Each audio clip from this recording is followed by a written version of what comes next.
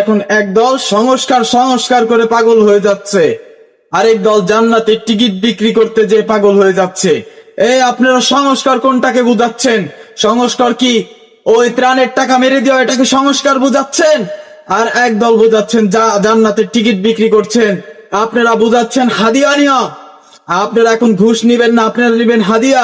হাদিয়া নিয়া শিখাচ্ছেন। কোনটা শিখাচ্ছেন? জনাব তারেক রহমান তিনি সর্বস্তরের জনগণ নিয়ে প্রোগ্রাম রাখছেন, তাদের কথা শুনছেন, তাদের নিয়ে আগাচ্ছেন। আর আপনারা কি করছেন? আপনাদের পরিকল্পনা কি? আপনাদের প্ল্যান কি? কোনটা? জান্নাতের টিকিট বিক্রি করা? এটাকে আপনাদের মামু বাড়ির আবদার?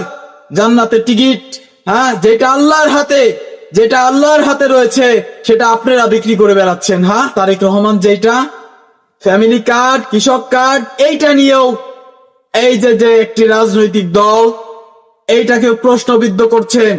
তিনি তো ভবিষ্যৎ পরিকল্পনা, তিনি এদেশের জন্য কি করতে চান সেগুলো উপস্থাপন করছেন। আর আপনারা কি করছেন? গুজব লটাচ্ছেন, একজনের উপর দোষ চাপিয়ে দিচ্ছেন। এগুলো আপনারা প্রশ্নবিদ্ধ করছেন। আপনাদের পরিকল্পনা কি আছে? আপনারা কি পরিকল্পনা নিয়ে আগাচ্ছেন? সংস্কার কোনটাকে বোঝাচ্ছেন? সংস্কার কোনটাকে বোঝাচ্ছেন? আপনারা ফ্যামিলি কার্ড, কৃষক কার্ড, এটা নিয়েও এখন কথা উঠান।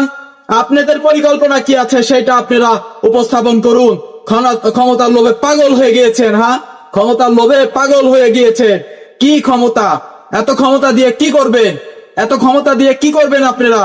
ক্ষমতার লোভে পাগল হয়ে এখন একটি পরিকল্পনা, সেটাকে আপনারা বারবার প্রশ্নবিদ্ধ করতে চাচ্ছেন। আপনারা বাংলাদেশের বাইরে একজন বসে আছে, এই পিনাকি ভট্টাচার্য, তার কথা শুনে বারবার লাফাচ্ছেন। হ্যাঁ, তার কথা, সে দেশের কে? সে দুর্নীতি করে দেশ থেকে পালিয়েছে।